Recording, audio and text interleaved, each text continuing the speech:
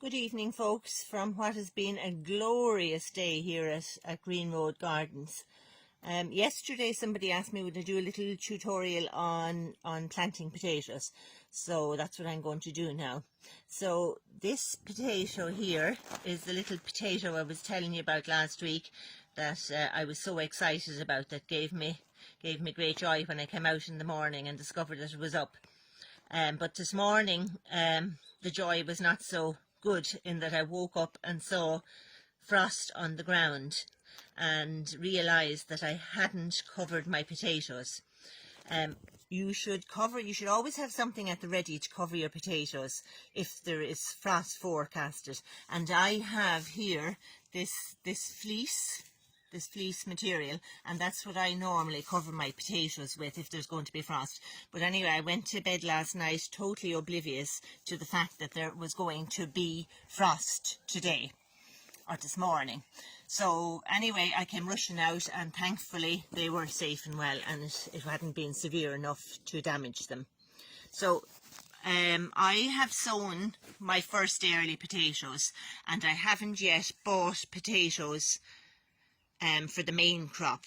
So I haven't got any potatoes to sow, except that when I went searching under my sink, I found this little potato which had started to grow under my sink. Now the technical term for this little shoot on the potato is called a chit, and there is great debate about whether you chit your potatoes or you don't chit your potatoes, and the jury is out on that one. But I feel myself that for the first earlies, yes, it possibly is worth chitting them, in that the ground is cold, and if you have already started them into growth, then they'll continue to grow. Whereas if you put in a potato in the ground in the early part of the season and you haven't chitted it, then it will sit there until the ground warms up. So you'll have to make up your own mind on that. I think it's worth doing them for the first crop, for the early ones, but I don't bother for the main crop. So yes, to chit your potatoes, what you need to do is you need to put them somewhere bright, but a little bit warmer than outside. So like in my tunnel here, it's fine. In your conservatory, it'll be good. And if you chit them in somewhere bright, this little shoot will be green.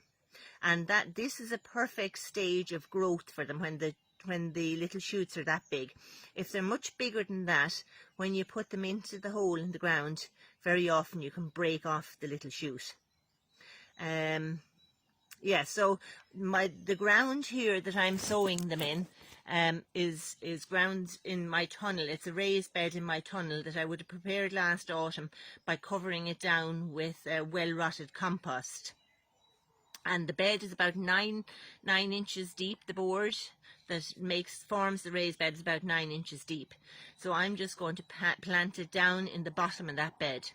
And the second thing that there's a debate about when you're growing potatoes is whether you chit them or not chit them, whether you earth them up or not earth them up. So earthing them up is when you would put the potato in the ground. As it grows, you keep drawing up the earth around it. So, and you just leave the top part of the leaves sticking out, and you keep drawing up the clay around it so that you end up with a mound around your potato plant. I did a little controlled experiment last year where I had 2 timber boxes that you could add another box to the top of, and in one of them I added a second box, and I kept adding compost and soil on top of the potato as it grew, earthing it up.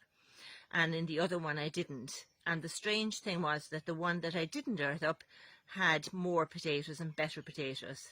Now my theory on that is that the other one spent so much of its energy on getting up to the light that it wasted a lot of energy.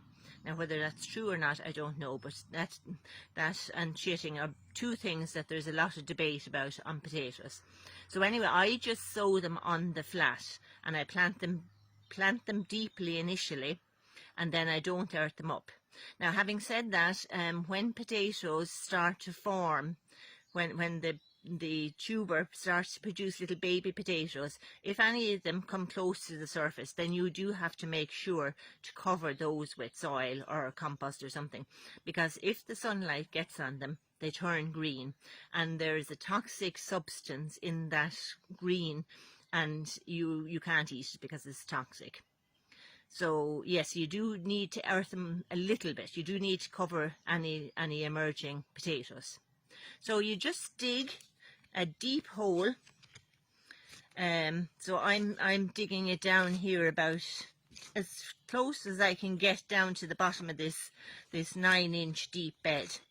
And just then, to make sure that you have the top of the potato with the little shoot on it standing up. So you push it down into the bottom of the bed and cover it in gently so as not to damage those little shoots.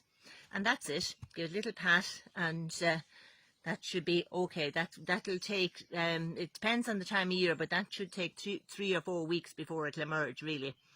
And if you haven't composted a bed, they love seaweed, so you could dig in some seaweed into your bed, or you can buy some general purpose organic fertilizer. And it's as simple as that.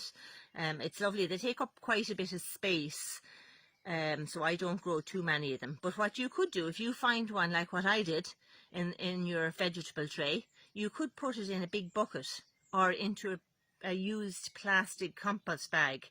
I've often done that. Put a bit of soil and compost into the bag, and put about 3 potatoes would fit into a compost bag, and cover them up with lots of compost and even seaweed and soil, and they'll grow away happily in that. So that's it from Green Road Gardens today. So stay green. I've forgotten it, so we'll just say over and out and talk to you tomorrow. Bye.